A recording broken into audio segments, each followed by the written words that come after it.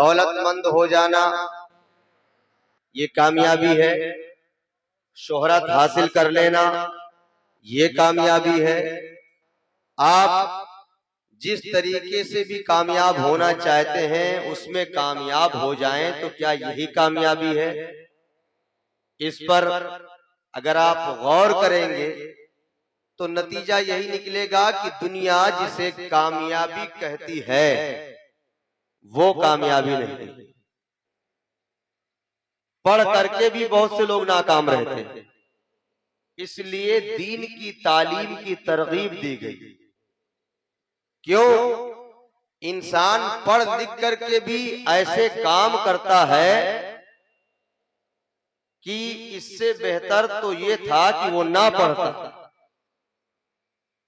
क्योंकि इल्म का मतलब ही होता है कि रोशनी हासिल हो जाए और उसके दायरे में रह करके वो भटक करके नहीं बल्कि खुद भी संभल के चले और दूसरों को भी साथ लेकर चले। वरना ऐसी तालीम की जिससे इंसान गुमराह हो जाए। किसी ने कहा था वो अंधेरा ही भला था कि कदम राह पर थे, रोशनी लाई है मंजिल से बहुत दूर मुझे। ऐसी तालीम की जिससे इंसान गुमराह हो जाए, ऐसी तालीम की जिससे इंसान दुनिया की रंगीनियों में खो जाए, ऐसी तालीम की जिसमें हराम और हलाल की तमीज ना हो, ऐसी तालीम की जिससे इंसान इंसानियत का मकाम व मर्तबा ना समझ सके, ऐसी तालीम की जिससे इंसान निजामे मुआशरा ना समझ सके, मुआशरे में रहने का सलीका ना सीख सके। इस्लाम इस तालीम का दर्स नहीं देता है, इस्लाम इस निजाम और इस उसूल को नहीं सिखाता है। इस्लाम तो हर हर लम्हे हर हर मोड़ पर वो सबक सिखाता है कि जहां पर इंसानियत का एहतराम महफूज हो, जहां पर लोगों के अदब मलहूज हो, जहां पर मुकम्मल तौर से मखलूके खुदा की रियायत की गई हो, हर एक के हक की पासदारी की गई हो। इसलिए दुनिया में हर तालीम कामयाबी की जमानत नहीं है। जो तालीम इंसान को कामयाब बनाती है वो तालीम मुस्तफा है,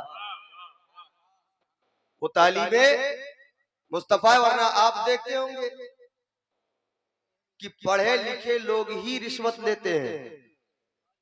कभी आपने देखा है कि कोई जाहिल आदमी रिश्वत ले रहा हो?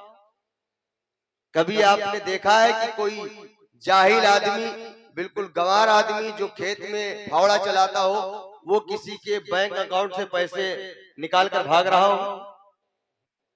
जितने भी पढ़े लिखे लोग होंगे ये सारे जराइम वही लोग कर रहे हैं। इससे अंदाजा ये हो रहा है कि पढ़ना लिखना ही जरूरी नहीं है, पढ़ने लिखने का जो सही मकसद और मसरफ है वो पहले हमें सीखना जरूरी है।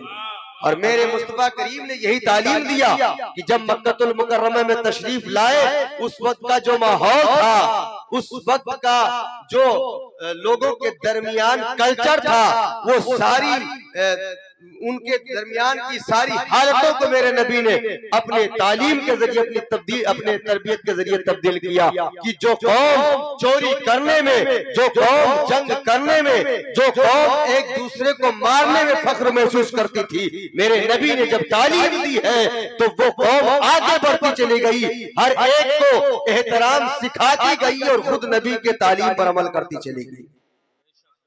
बताना है मेरे अजीज की हर इंसान हर तालीम के जरिए कामयाब हो जाए, इसे कामयाबी नहीं कहते। ये मदरसे जो कायम किए गए हैं ये इसीलिए कायम किए गए हैं कि आप अपनी जिंदगी को समझ सकें। एक बात यहां पर मौजूद सब लोगों को मालूम होगा, आज समाज में बच्चियों को बोझ समझा जाता है। क्यों समझा जाता है? क्योंकि बच्चियां कमाती नहीं। बच्चों को कोई बोझ नहीं समझता है, चाहे जितना गलत काम कर डाले समाज में उसकी जिल्लत नहीं होती है। लड़की कोई गलत काम अगर कर डाले तो उसे सब लोग गिरी नजर से देखते हैं। वजह यह है कि ये कमाई का जरिया नहीं है, इसके जरिए घर का कोई काम चलने वाला नहीं है। मेरे आका सल्लल्लाहु ताला अलैहि वसल्लम की तालीमात में से ये नहीं है। बच्चियां बोझ क्यों समझी जाती हैं? क्योंकि हमने अपने मुआशरे के निजाम को शादी ब्याह के ताल्लुक से इतना बिगाड़ रखा है कि ऐसा लगता है कि सब कुछ बच्चियों की शादी ही पर खर्च होता है और ये सबसे बड़ा बोझ है। जबकि आजकल के इस दौर में हमारे समाज में जितने लोग भी मौजूद हैं, सही मानों में अगर देखा जाए तो वो अगर अपने पैसों का इस्तेमाल सही जगह पर करे, जायज तरीके पर अपने मकसद को हासिल करे, अपनी जरूरतें शरई दायरे में महदूद कर ले, तो ये शादियां भी महंगी नहीं होंगी और ये बच्चियां भी आपकी बोझ नहीं समझी जाएंगी। मगर जितने दौलतमंद लोग हैं, चले जाइए तो ऐसा लगता है कि कोई नवाब साहब हैं कि रात की बारात अब चल रही है।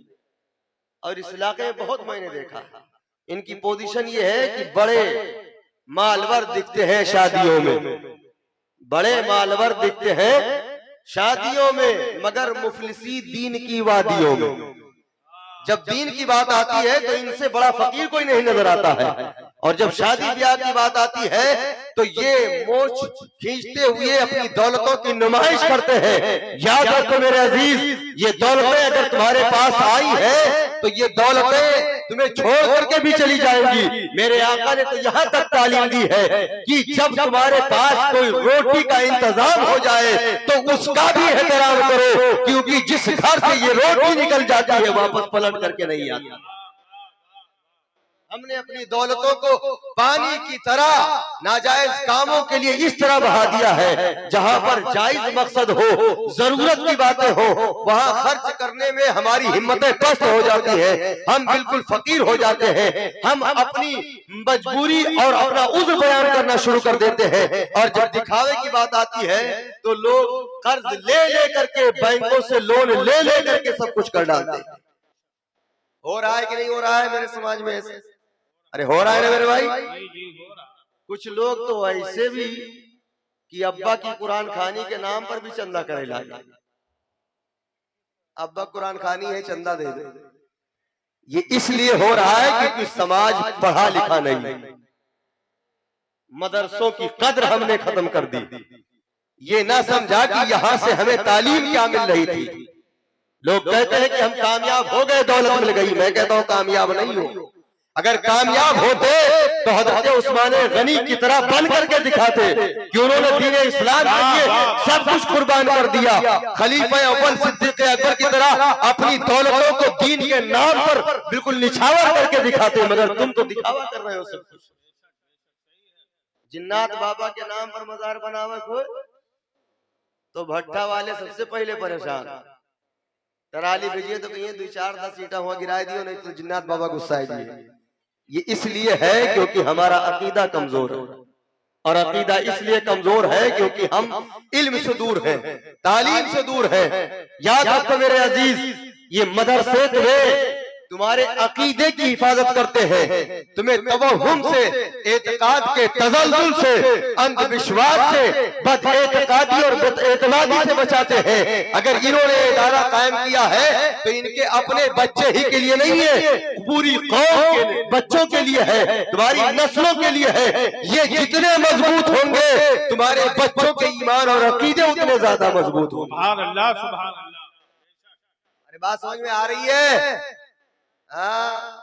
वो बुक करते हो डीजे नाच गाना, और अगर इमाम साहब बाद में कहते हैं कि निकाह के नाम पर कुछ दे दो 2-4 हजार, तो कहते हैं कि मौलाना साहब ये कहाँ लिखा है शरीयत में? जो पहले लिखा था वो तुमने कर डाला, और बाद में इमाम साहब से कहते हो कि कहाँ लिखा है ये, फिर लिखने की बात करते हो। इससे पहले कभी नहीं सोचा। तो ये दिखावा, ये रियाकारी छोड़ दो। कुरान मुकद्दस में दिखावा करने वालों के लिए वैल है। फवैलुल लिल मुसल्लीन अल्लज़ीना हुम अन सलातिहिम साहून अल्लज़ीना हुम युराऊन। वैल है किन लोगों के लिए? उन लोगों के लिए जो दिखावा करते हैं। लोग क्या कहेंगे, यार इतने मालदार हैं, ऐसा इंतजाम नहीं होगा, तो फिर लोग ऐसा कहेंगे वैसा कहेंगे। बगल में पड़ोस गरीब आदमी है, उसे कोई पूछने के लिए तैयार नहीं है। दूर दूर से लोग जिनका पेट भरा हुआ है वो खा करके चले जाते हैं।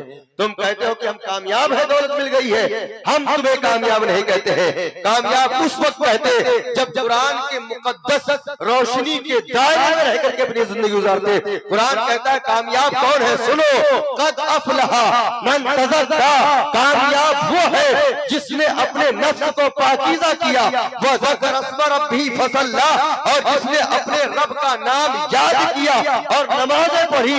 याद रखो, जो अल्लाह का नाम जिक्र करेगा वो रियाकारी से बचेगा, जो अल्लाह के नाम को याद करेगा वो सूद से बचेगा, जो अल्लाह के नाम को कहू याद करेगा वो दूसरों को गाली देने से बचेगा, जो अल्लाह को याद करेगा वो अपने मदारिस की हिफाजत करेगा, जो अल्लाह को याद करेगा मस्जिदों को आबाद करेगा, जो अल्लाह को याद करेगा माँ बाप का एहतराम करेगा, जो अल्लाह को याद करेगा ज़ौजैन के हुकूक अदा किए जाएंगे, जो अल्लाह को याद करेगा बड़ों का एहतराम करेगा, जो अल्लाह को याद करेगा छोटों की पर शफकत करेगा, जो अल्लाह को याद करेगा अपने आलिमों का एहतराम करेगा।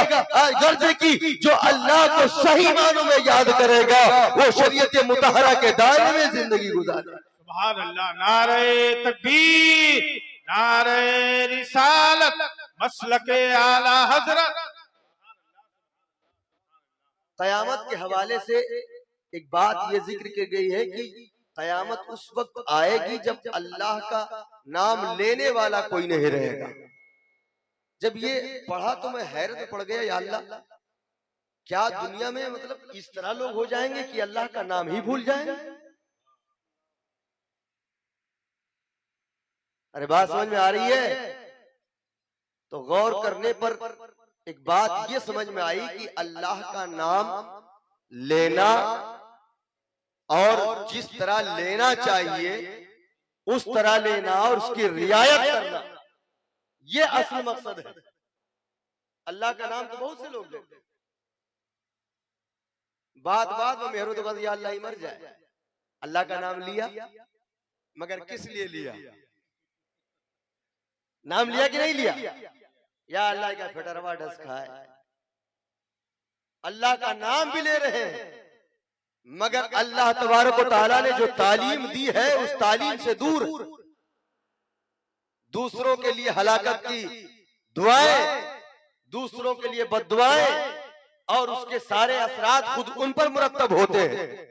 तो अल्लाह का नाम लेने का मतलब यह है कि बंदा सही मानों में अगर अल्लाह तबारक व तआला को अपना रब तस्लीम कर ले और सबसे पहले वो अपने आप को पहचान ले कि मुझे कोई पैदा करने वाला है, अगर अपनी मार्फत उसने हासिल कर ली है तो खुदा की मार्फत उसे हासिल होगी। और कमा हक जब अल्लाह का नाम लेगा तो वो बंदा कामयाब होगा। अरे बात समझ में आ रही है? समझ रहे हैं ना? देखिए मेरे प्यारे, कामयाबी के लिए जरूरी यह है कि आप अपने आप को तालीमात मुस्तफा की रोशनी में ढालें। किसी ने कहा था मोमिन के बारे में कि जहां में मिसले, जहां में अहले ईमान, जहां में अहले ईमान मिसले खुर्शीद जीते हैं, इधर डूबे उधर निकले, उधर डूबे इधर निकले। मुसलमान की शान ये होती है कि ये डूबता नहीं है कभी, जहां कहीं भी डूबता है तो किसी ना किसी तरफ तुलू होने के लिए ये फिर डूबता है। तो इसकी शान ये होनी चाहिए कि जहां कहीं पर भी रहे, जब वहां से जाए तो दूसरों के मकसद के लिए, दूसरों के काम की तरफ से जाए, और वहां से आए तो फिर दीन का दर्द लेकर के, दीन की हिमायत का जज्बा लेकर के और दूसरों के लिए अपनी जिंदगी गुजारे। जब इस तरीके पर मुसलमान जिंदगी गुजारेगा, अपने मुआशरे से एक दूसरे से जुड़ा हुआ होगा, एक दूसरे के दुख दर्द में शरीक होगा, तो ये मुसलमान फिर कामयाब होगा। बात समझ में आ रही है? ये मदरसे किस लिए बनाए गए? कामयाबी देने के लिए। यहीं से कामयाबी के सबक सिखाए जाते हैं। एक हदीस में पढ़ता हूं, उसके बाद में गुफ्तगू खत्म करूंगा। मदारिस के जरिए तालीम दी जाती है। एक हदीस में है आका करीम सल्लल्लाहु ताला अलैहि वसल्लम से अल्लाह ने इरशाद माया, या मोहम्मद हल तदरी फीमा यख्तसिमुल मलऊल अला, ऐ नबी ये बताइए कि आप जानते हैं कि फरिश्ते किस चीज के बारे में गुफ्तगू कर रहे हैं। हालांकि ये मालूम ही है, मगर बंदों को बताने के लिए अल्लाह के रसूल ने अर्ज किया, नाम ऐ अल्लाह मुझे मालूम है कि फरिश्ते किस बारे में गुफ्तगू कर रहे हैं। अर्ज किया फिल कफारात, ये फरिश्ते कफारा के बारे में गुफ्तगू कर रहे हैं। तवज्जो है, तवज्जो है। किसके बारे में? कफारा के बारे में।